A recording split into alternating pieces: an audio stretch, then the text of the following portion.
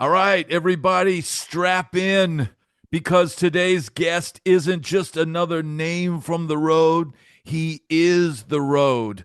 We're talking about Pyro John Watkins, the man who literally lit up the stage for some of the biggest acts in rock history. His new book, Don't You Know Who I Think I Am? How to Have Fun Annoying the Rich and Infamous, Memoirs of a World-Class Smartass, is a wild, no-holds-barred ride through decades of rock and roll chaos. He started under the legendary and infamous promoter Bill Graham, then went on to work with Kiss, Van Halen, Rick James, Chuck Berry, Bobby Brown, Whitney Houston, Michael Jackson, and countless others. He's the guy who's blown up more stages than most guitarists have played on. A true road warrior, pyro king, and master storyteller. So grab a drink, turn it up, and get ready for some unfiltered tales from behind the barricade, because when Pyro John talks, the fuse is lit. Boom. Hey, Bad Brad. How you doing, brother? Man, when I saw your interview with Tommy Mac, I knew I'd found a kindred spirit. Man, I'm a huge fan. And here's what's funny, man. In reading your book today, and we're talking about Tom McDermott, who's the lead guitar player for Rick James. And when I started this channel, he was one of two guys that I thought, well, man, I can get Tom McDermott, maybe because he had followed me on Facebook. Maybe I can get him to do an interview on the channel. And I had a buddy that played in Chicago for 27 years. Oh, maybe I can get him on the channel. And so that was a huge thing, getting to talk to him. But I had read several books about Rick James way before I'd even, come in contact with Tom. And I remember a story, and I don't want to give anything away because I want people to buy your book. But you are the guy, you are the legendary guy that got Prince so ticked off that he literally, it sounded like he was going to have a sexual breakdown or something. I mean, I don't want to give anything away, but then when I read your book, I realized I'm about to talk to the guy that started that whole thing, because I remember reading about it, but I was like, holy crap, what a story. Well, Brad, I'm not one of them asshats that says, if you want to know what happened, read my book. I'll tell you anything you want to know. They could, you know. Well, man, suffice it to say that there was a very attractive female keyboard player for Prince at the time. And Prince was one of those guys that wanted to have whatever he could have, right? And suffice it to say that you found a kindred spirit in this person that didn't end up being perhaps a liaison in the standard sense. But I'll let you tell what you want to tell about this story. Well, as a tarnished theology student, she was very interested in the Bible of Christianity. We actually had a few Bible studies in her room, which is how they had to be away from everybody. Nobody could have known, because believe it or not, there's rumors on tour. Oh yeah. So yeah, that's how it started. Well, and then it progressed, because as she came into her own in Prince's band, she started experimenting with outfits. Well, he insisted that she go get more risque, lingerie. And you just happened to be the guy who would get to see the outfits for the first time, and she would model them for you. She'd laugh when she could make me blush. And she goes, haven't you ever seen a teddy before? No, but I have now. And to think that during one of these modeling sessions, There's a knock at the door, and it's the purple one himself. Well, I thought it was security because I'd set off the fire alarm by accident, and I opened up the door thinking there'd be somebody from the hotel, and I looked down and oh wow, it's Prince with two big bodyguards behind him, and he had no idea it was Gail's room, so he had no idea that I would be opening the door with just a towel on. So, Oh, you only had a towel on. that was, memory serves. Well, man, that is a legendary story, and I don't want to give it away because I do want people to read the book, but I love how Rick James handled it, and that Prince immediately wanted you removed from the tour. And look, man, I'll attest. Sometimes getting caught in a room with somebody that they think you're not supposed to be in, it can get you a hot dog and a road map faster than you can turn around. But Rick and Prince had that rivalry thing going on. I mean, a very strong one, and you were a witness to that, right? Oh yeah, Prince it was his very first tour, and a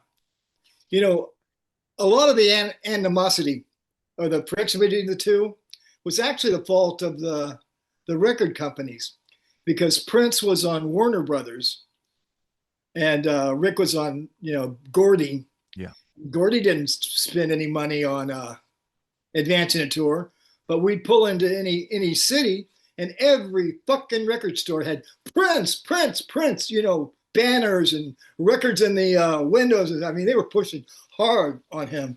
yeah. And that was a big source of the problem right there. The bands never had any problem. They got along great. Yeah. Yeah. I can see where that would tick Rick off, because there's nothing worse than being out on the road and not getting the promotion. Your album's not in the stores. You don't have a display. Back in the days when this was a thing. And how'd you like to be like when Bon Jovi was opening for 38 Special, and more than half the audience would leave after Bon Jovi played their opening set? Yeah, that's another name that I didn't even mention in the intro. But man, I want to shift. We'll probably get back to Rick James, but I want to shift now to a guy who we just recently lost, and I know a lot of people will want to hear from some information or your experiences. There's a hilarious story in the book, with Ace Frehley, the amazing spaceman from KISS. And what can you say about Ace? I loved Ace. I did. He could make me laugh. Oh, because Ace was the real thing. I mean, he was a real rocker. I don't care what you think about his skills. He was a rocker at heart. And he could come out drunk off his ass and play circles around the other three. Yeah. So, if you want proof of that, go and watch the old Tom Snyder interview where Ace is drunk and takes over the microphone and makes space bear out of Tom's teddy bear. And Gene and Paul are just pissed, because you see the difference between people with an agenda. They're trying to project something, and someone that just is what he is. Yeah. Yeah. That's something that I said in tribute to Ace, is that there were 4 guys in that band. 2 guys were in a rock and roll band, and the other 2 guys were in a business. And there's 2 different, things there, right? You got 2 guys living rock and roll, and you describe Peter Criss in the book as, got some Playboy playmate that he's, feeling up, backstage, and Ace is spending his time trying to get into space himself. And then you got Gene and Paul, who are, it's a business for them. And I think that's why a lot of people really connected with Ace. It was like with Ozzy, what you saw is what was there. There was no, I'm going to put on my makeup and become this thing. That was Ace. Yeah. I used to call them the Ace capades. Yeah. And do you think that's an important lesson? There's something you say at the end of the book about Rick James and how early in his career, someone said, "Oh, you're Rick James." He goes, "I'm not Rick James. That tour bus and all those people and that crew and all that, they make me Rick James. And I'm really just, this kid from, where was he from? Buffalo. And, he realized it then, but then later on forgot. He forgot his own words. He forgot his own roots and forgot to take that cape off. Do you think Ace probably, once he put the cape on and became the spaceman, it was probably hard for him to separate himself from that? But he didn't change when he put the cape on. It just accented who he was. Yeah. The cape, by the way, the one on Dynasty that looked like he was wearing his mom's shower curtain. Yeah. Behind him. Yeah. Was designed specifically to make him look like he was floating across the stage instead of staggering. That was a conscious decision in wardrobe. Wow. So they literally thought, well, he's kind of staggering around up there. Why don't we get him something so when he's staggering, his shoulders are he looks out. like he's flowing. Yes. He's flowing. That's a good one, man. And you were the guy that prepared the blood for KISS on the road for Gene. Yeah, Gene, they used to use theatrical blood from Hollywood, which is a corn-based syrup, sticky thing, and he absolutely hated it. And you had to listen to him every day, bitch and moan. So when I was advanced and became a department head, I decided it became my personal journey. I used to call him my Dark Lord to make my Dark Lord happy. And I'd come up with different recipes until I finally found one that stuck to the grease paint that he liked. But I had to cook it every day. It took almost a half hour. So I had a whole kitchen set up off stage where I just sit there and that was my hour. I had a half hour on Ace's guitar to make it shoot rockets and a half hour, making my Dark Lord's blood. Wow. So yeah, you would be setting up the pyro for Ace's guitar. Can you give us anything on that? That was supposed to be, now the smoking guitar, there were two separate ones, but the smoking Les Paul was a thing he'd been using all along since their early days. Yeah. I came on during Dynasty, so that train had left the station. Yeah. They spent, I don't know how much money, but it was a shitload on this laser that was going to revolutionize the business. And they only make a curtain that went around the stage, and Ace's guitar was going to shoot a laser, and Paul Stanley's eye was going to shoot a laser like in the movie. And there was only one problem. It didn't work. Wow. So we're sitting there on the first rehearsals with these like 750 mirrors that had to be aimed every day to make the laser curtain work. They didn't have boxes. Half the mirrors broke on the first move, and it only went about this fast. The laser in Paul's eye, the trip shits didn't work. So when he looked down, he'd shoot it right into the audience. And Ace's guitar had this big fire hose coming out of it. So we axed that. I didn't do it. They axed that. And we came up with the rocket shooting guitar. So you're the guy that helped put the rocket design in the guitar for Ace to basically fix a problem that KISS had with this laser system that didn't work. Yeah, that was designed by master pyrotechnician Hank Schmel, who, when Bill Aucoin decided to take KISS to the next level, brought on this Hollywood pyrotechnician. Hank used to be responsible for the shows every year in the Rose Bowl, and he worked on Tora. So he came in and is pretty much the godfather of modern rock pyro, because all that crap you saw was his idea. So he designed this rocket guitar, and Ace's buddy, we used to call him Ampy, did the electronics. They routed out the neck, They fixed the tone knob would have 3 clicks, and then you'd push the volume knob, and that would fire a rocket. Wow. So it was all self-contained. How did that work as far as like tuning stability?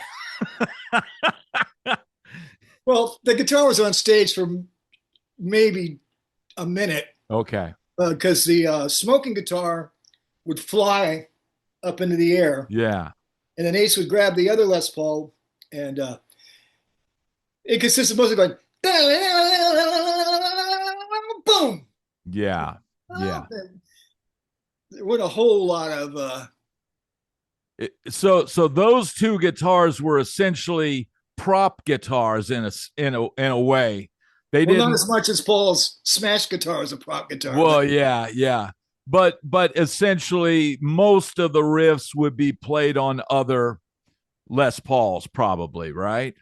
Well, the smoking guitar was one of his favorites, so he played that one a lot. Half of the solo with that, yeah, and then Fly Away. That was a nice guitar. Yeah, what was that, like a 70s Les Paul Deluxe converted, I think it was, right? Probably had DiMarzio super distortions in there, right? Well, it got routed out for the smoke bombs, but yeah. Man, now, so here's the deal, man. The thing that got you sort of into this rock and roll business, and I want to touch on this, and I hope that people that watch this would know who this person is, but I certainly, as a kid, started noticing when I'd watch these concert films and stuff, Bill Graham, the legendary promoter, I guess based essentially out of the Bay Area, but man, he was a guy that was booking shows, all across the country. But man, there probably never will be a promoter as tough as that guy. And your book really, really shows what a badass that guy was. But he loved his people and he loved rock. He should go down in history because he was able to do the impossible. He rose up in San Francisco and he was in a mime troupe, and they started putting on plays in Golden Gate Park. So he got to know the Grateful Dead and Jefferson Airplane, and he walked that type wire. He was the businessman. So between the city hating hippies and the hippies hating cops, to getting permits and actually, getting the Fillmore going, which was because everybody hated him and loved him. Yeah. Yeah, balls the size of NBA basketballs. Yeah. When I was watching the Tommy McDermott interview, I mean, when you start talking about Apocalypse Now, I thought I was the only one. When I was on tour, all I could think about was going home. And when I got home, all I could think about was going on the road. I love that movie. Bill's in that movie. Yes, yeah. He is. And he's you see him do the old Nixon wave and throw the smoke bomb and hop in the helicopter with the bunnies and bid farewell. And well, see, I was lucky enough to work for him, so I got to see the long version. Yeah. Which was finally released as Apocalypse Now Redo. Yeah, the redo. Did you ever see it? Yes, I that's what I used to watch with, because I wanted the long. The greatest line ever is when the helicopter went down and the boat comes across them. 2 barrels of fuel, you can fuck the bunnies. Yeah. He made a deal to trade fuel for the bunnies. That was Bill. That's so there's so many lines in that. Now, we would watch the redo just because it was, you got to eat up a lot of time on the road, and you're sitting there drinking beers at 2 a.m. or whatever. And the line I like also from that scene is, "Who are you?" "I'm next, ma'am." I used to print up T-shirts, and my one from that movie was "Never get off the bus." Yeah, never get off the boat. We would say that, we had bus. Never get off the bus. Yeah, we would basically call the bus the boat.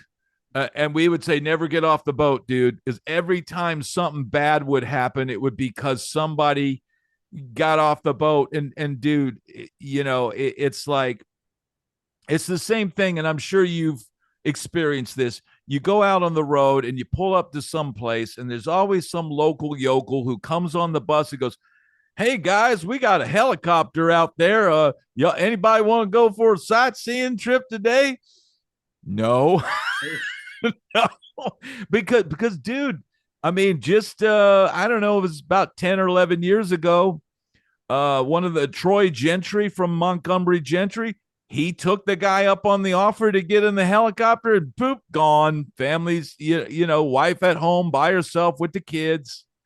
It could be worse. There's a guy on Ozzy that met a young lady in New Orleans and disappeared. And the story we finally heard when we picked him up at the emergency room was she'd asked if he'd tie her up, and he obligated her. And then she goes, "Now I get to tie you up." And as soon as she did, some guy jumped out of the closet in a Batman outfit and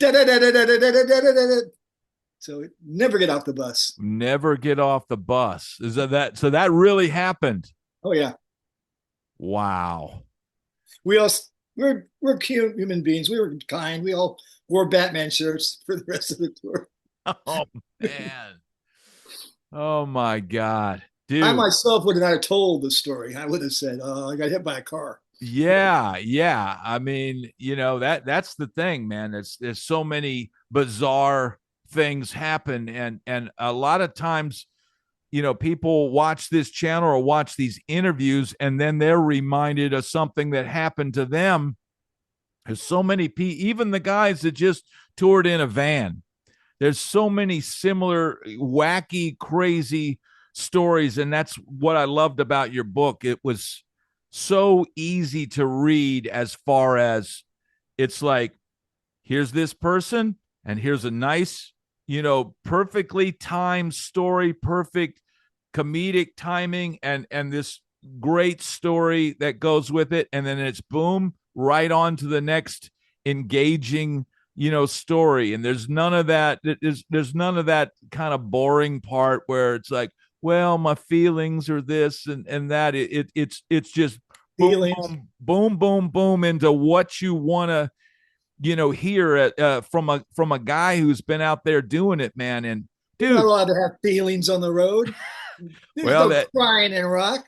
That's why a lot of guys bury them in the substances, right? So if you feel like shit, well, have some of this. The book is written in chronological order, but it's written so each story is independent of the other. You don't have to read it in order. Yeah. I tried to time it so each one was a perfect shit. You could sit down, read a story, and I wanted to have the book printed in 2-ply. So if you didn't like the story, you could wipe and you'd get value out of the purchase. That's what I loved about it. I could literally picture you in these stories, and you reminded me of my stage manager when I was on the road, because he would always have these sarcastic friggin' answers whenever I would, hey man, well, you think we could do this? And he'd always, oh yeah, that's a great idea. And it just, I could literally, I could picture a hybrid human of him and you doing these things and saying this stuff. And the reason why you say it's like the tales of a smartass, because you have that sarcastic sense of humor. And that when somebody, here's the deal, man, you take the piss out of so many of these, a lot of rock stars, let's just say, have lofty opinions of themselves. Yeah. Well, and because I was responsible for their health and safety, and a lot of it happened with guests that would come in and think they could stand anywhere. And if I was coming up to you, I wasn't asking for an autograph. I was telling you, you got to move, not because I don't like you, but because you're about to get burned. Yeah. And Pyro don't give a fuck how famous you are. Yeah. So. And I love that one of the recipients of your stern reprimanding was the Garth Brooks himself, the 300-pound gorilla of country music. Dude, I just love the fact that he was just up there stomping around, literally about to stomp on explosives. He was going to buy the 5150 stage from Van Halen and re-service it for his tour, and he wanted to come out and see it. So we're in Tennessee, and I'm standing there on my on the arena floor. It's in the afternoon, and my assistant has this horrified look on his face. He goes, and I try and look, and here's this guy in a trucker hat, literally running and skidding, with his feet. And Van Halen had all his special effects built into the stage, so you didn't see stuff sticking out. It was all a flat line. Yeah. I just turned, I think, hey, you fucking asshole, cut it out. And he turns around, he's, I'm Garth Brooks. And it was. I'm like, yeah, well, you've did to the bombs. Oh man, I could picture that, and I could picture, here's the thing, man. Probably back then, Garth might have been the guy that maybe came along, and maybe he did end up doing some pyro. I don't know. I would never go to a Garth Brooks concert, but later on when I started doing country tours and stuff like that, I started noticing, oh man, you got pyro, and all of that stuff. And, he might have been the thing that he kind of turned country into a big arena show. I mean, here he is looking to buy Van Halen's stage, Well, he was like Rick James was, because Rick wanted to he saw KISS and then wanted to bring that to the black community, because we can, have something like that. Garth, I had people tell me stories like they'd be up in their on their spot, and it'd be Garth climbing up there trying to see what they were doing, and I felt bad about calling him a fucking asshole because he came down and he looked like a whipped puppy. He was just so nice, going, "Well, I'm sorry, it's okay," I saved him from getting a nice new nickname like Stumpy, so no harm. And he goes, "You want to take a picture with me?" Oh, did you see the picture? I didn't see the picture, but from your description of it, He's got his arm around me with this grin like this, and I'm going like this. Dude, that's one of the funniest stories in the book, and and I don't really have anything against Garth Brooks, but here's the thing, man, people got to realize, and whether you're playing a fucking wedding or you're playing an arena or whatever, it's combat.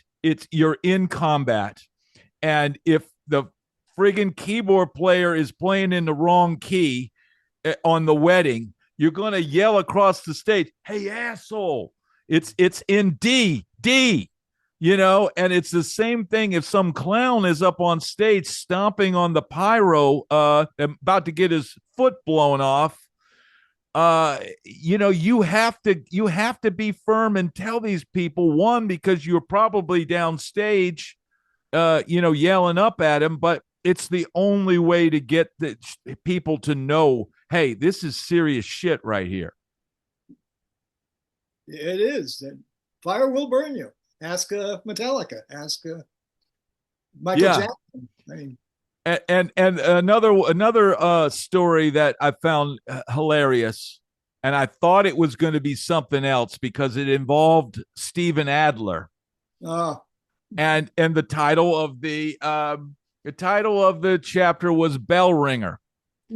So I thought that the bell ringer was referring to perhaps he was imbibing with some maybe a little pocket torch and maybe a pipe or something, and ringing his clock. But it was a different but humorous story. And here's the thing, man. Dude, when you're carrying shit, why is it that these revelers and the people partying and stuff can't get out of the friggin' way? One thing I'll say about Steven is you're into tone. His cranium had resonance. I'm sure it did. I'm sure it's got a good resonance because there's a lot of brain cells missing, perhaps. Can't miss what you never had. Exactly. Exactly. Man, and that brings me to the era of, and you started touring, was it the late 70s or late 70s? So Dynasty was like what, 79? And so you're talking about a different time, Oh, and the way things were done back then.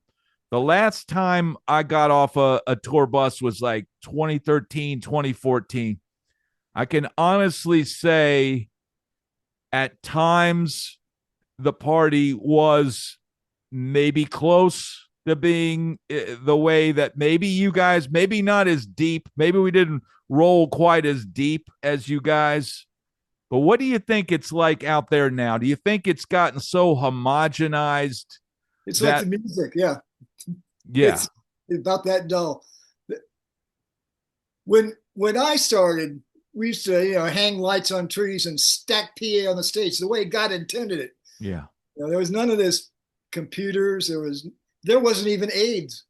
yeah, So it yeah? was, there was no slut shaming. There was you know, And speaking of that, you put a guy in his place because there's also a chapter on Connie, Sweet Connie, the famous groupie, which I can tell you. Go ahead and do a spoiler. You did not partake of the of Connie's offers. well, see, it's hard for civilians to understand, but giving a blowjob was no more to her than shaking hands. I mean, it Yeah, didn't, it wasn't a big deal to her. yeah, It was her way of participating in the things she loved the most. It gave yeah, her yeah, happiness to bring the people that brought her yeah, meaning and happiness. And she was one of the sweetest, kindest, nicest people you'd ever want to meet. And nobody could make me laugh as hard as her.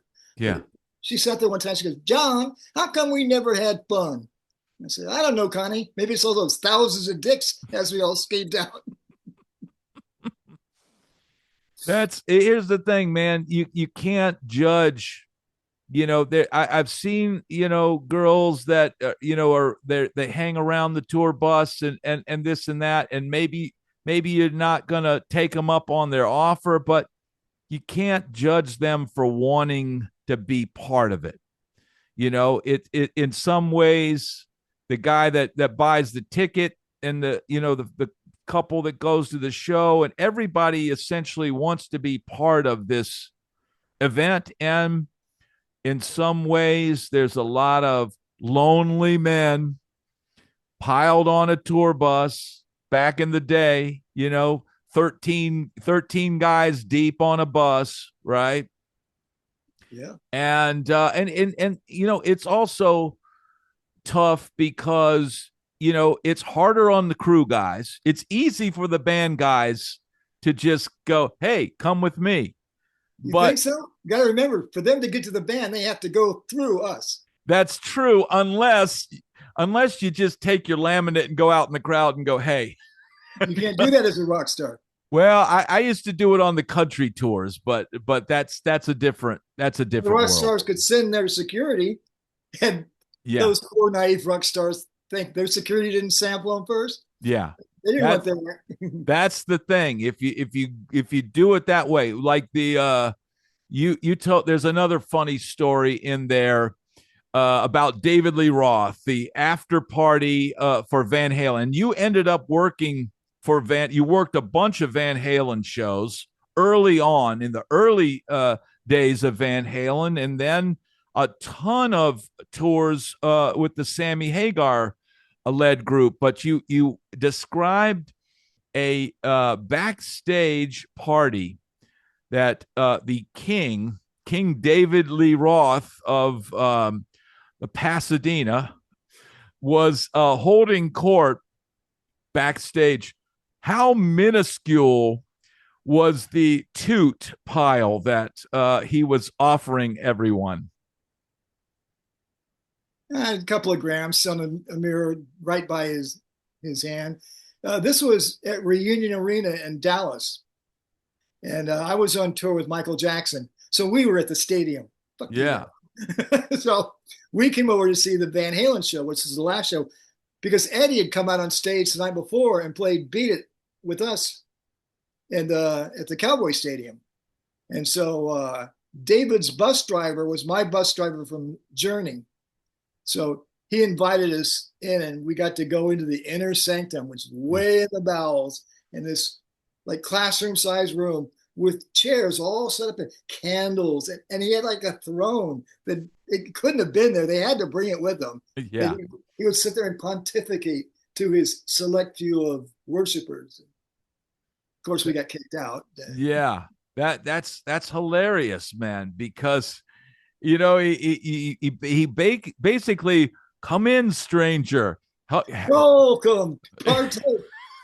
Partake. I jumped up to go grab some, and Joe grabbed me back his shirt. He goes, so yeah, partake, but not really having enough for everyone to partake, basically. Well, yeah, it was a nice thought, but don't touch my flow.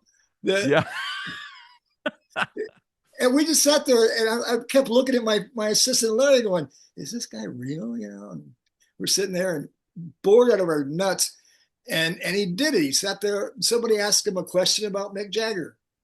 I love Mick Jagger. You know? Yeah. I wanted to hear what David had to say. And David said, "I swear, Mick Jagger is very aware of me." And I spit half a beer across his And David goes, "Oh, I see something amuses you. Would you like to share it with the group?" You know, I'm good. He just said something funny. "No, I'm sure we'd all like to hear what you have to say." I go, "Well, I was just thinking about poor old Mick Jagger there in England in his drafty old castle, walking out going, ooh, that David Lee Roth." Boom, we were out of there. Man, and this speaks to a lot of times you come in contact with all these egos.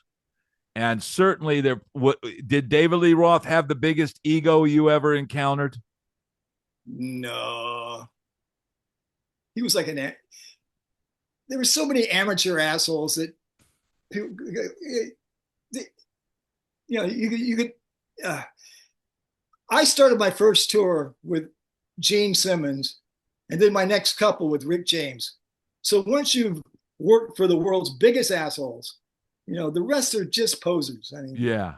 You want to be. It's like with groupies now, or it's like when the hair band metal thing came in. People wanted to be what they'd seen their archetype be. I got to work with the archetypes, you know, the ones that were the things. So now you got groupies that they don't care about the music or trying to do anything. They want to be a groupie. It's like, I want to be a rock star, not a musician. Yeah. There's a difference between that. You know, there's a huge difference between a rock star and a musician. A musician could take the cape off and go play regular gigs and just, you know, forget about all the bullshit. And the rock star is still going to come home and try to find some gig where he can wear his, you know, special pants and his conch shell belt and, you know, whatever. More worried about his hairspray than his tone. Yeah. You get someone like Eddie Van Halen, which I was so honored to work with for so long. That guy never put that guitar down. Never. It was a part of. You talk to him. You always had that thing.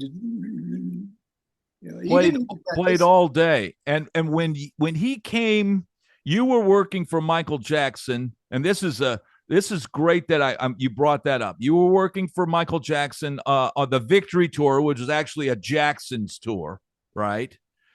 And Edward Van Tour, they just wouldn't call it that. They didn't play one song from Victory. but basically, Edward came because Van Halen was playing across town. The Jacksons, you know, were doing their thing. And Eddie came down to play the solo on Beat It. Yes. Do you remember what they did as far as an amplifier for Ed? How was backline and everything handled for that? He had Rudy, his guy. They had a little mini amp set that he brought with him. me and Larry were underneath the stage wiring the pyro, and there's a sound check going on, and all of a sudden we heard the Beat It solo, and both of us immediately went, something's different. Yeah. You could do it note for note, but you didn't do it like he did. Yeah. So we're popping up through little holes with it's Edward, you know. Yeah. He was there in his torn jeans. He had a little igloo beer cooler, and sits there and he pops a top and starts drinking one. And Edward had all these minions around him, and they like swapped right. And he goes, "Excuse us, Mr. Van Halen, but you know, Michael's a Jehovah's Witness, and there's like no alcohol, you know, on the stage." And he just goes, "Really?" Just, the best part was when they asked him what he was going to wear, and he looks down and he goes, and they go, "Well," and they went and they got a bunch of like Tito's costumes. Oh my! Brought them out on hangers, and I remember one of them was this yellow and green like glitter jockey costume and stuff. And they went, "How about this one?" And Edward had the most horrified look on his face. And they're walking away to go do it before the show, and my sister like, "Hey Eddie, I like the jockey suit." He's like, "Fuck you." Oh my God! And So Edward, and there's Eddie Van Halen just told me to fuck off. Woo-hoo.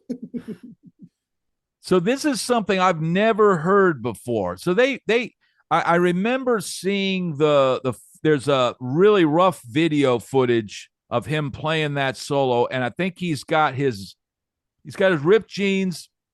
I think he had the Dice shirt that you would see him. It's just a T-shirt with the kind of the sleeves, and to think that they were going to try to put him in one of those friggin' costumes, dude, I'm still horrified today when I see remember Jennifer Batten? I know it was a different tour, but she was a female guitarist that Michael had hired to be in his band and play the Beat It solo.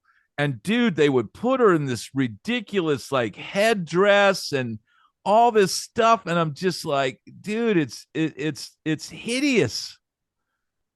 But I started with Four Guys in Clown Makeup. You know, you go, no. Yeah, I mean, give me the Four Guys in clown makeup any day of the week. That is, I can buy that, but it was like Liberace meets R&B, right? Yep. And some and of the creative minds that surround these guys are baffling. Yeah, and my thing is this: I've always said, I always thought when a rock band gets so big that they have a wardrobe person, it's maybe not they brought somebody from the outside. That's when I feel like when Mick Jagger stopped kind of wearing what looked like, maybe something that he picked out. And when all of a sudden they're putting him in these things, and it's like the stylist comes in and it starts to not look real anymore. Oh, when you've got someone, their job is to shred the jeans to make them look worn. Yeah. And that's the thing about Eddie Van Halen. I mean, he just would wear the same shit. He didn't care what he looked like, right? He took a little turn there during 5150 with the pastels. Yeah. He did have the Hammer, MC Hammer pants, right? The parachutes, yeah. So see if you remember this, because this the first time I saw Van Halen was 5150 tour at Hampton Coliseum. Okay. You were the guy in the T-shirt. You're off on the side. I was the guy in the tank top. Yeah, up on the thing. But dude, reading that you were the guy on that tour doing all the pyro and all that stuff, and man, they must have had so much energy, just the whole putting the Sammy Hagar with them and everything, right? The greatest tour of my life, 5150, just magic from the beginning to the end. They were so happy and so excited, and that trickles down. Yeah. And the management was perfection, And it was scary at first because nobody knew. Nobody knew was the album was late. People hadn't heard the album. We go into Shreveport, really a bundle of nerves because it could have gone either way. Yeah. It came out and all those banners came up, Buck Dave and Sammy Rules, and the crowd just loved it. And that'd be the first time they even heard it. We knew it was going to be okay. Yeah. And I think there was a lot as a kid. When I was a kid when that album, I was second year in college, but hearing that, it sounded like the band was energized. The vocals now had way more range, and I feel like at the time it's like it motivated me to buy a ticket. Right? It was like I got to go see this, but I don't know if over the passage of time, sonically, the album to my ears doesn't hold up as well as, say, the early Van Halen records. What do you think about that? I'm a Pyro guy. What do I know? But it was Bobby Brown. I'm a whore. I'll do anything. Yeah. Well, I hear you there. I hear you. But, you speak on the professionalism of that whole organization and how many tours you did with those guys. And so 5150 tour. And then what was the next one after that? OU812. OU812. Monsters of Rock. So you were at Monsters of Rock as well. Oh, yeah. Those are my signs that came down. I was at the LA Sports Coliseum, whatever that outdoor LA thing was for that show. I sent you the videotape of the finale for that. Yes. And how about this? The that show, dude, I mean, that was a legendary show. The I don't know if you were Metallica. Yeah, when Metallica they started ripping the chairs out of the floor and all that. Did you see any of that? I saw all that. Dude, I was back in the Pyro room and they came, my friends are going, come see this. And we came out and just saw this tidal wave of chairs coming towards the stage. Yes. They ripped were the chairs actually attached to the ground or just wire tied with those, Okay, wired. So literally Metallica so people that are listening to this will know. It was the Monsters of Rock tour. You had Metallica, you had Kingdom Come, you had Dokken, you had Scorpions.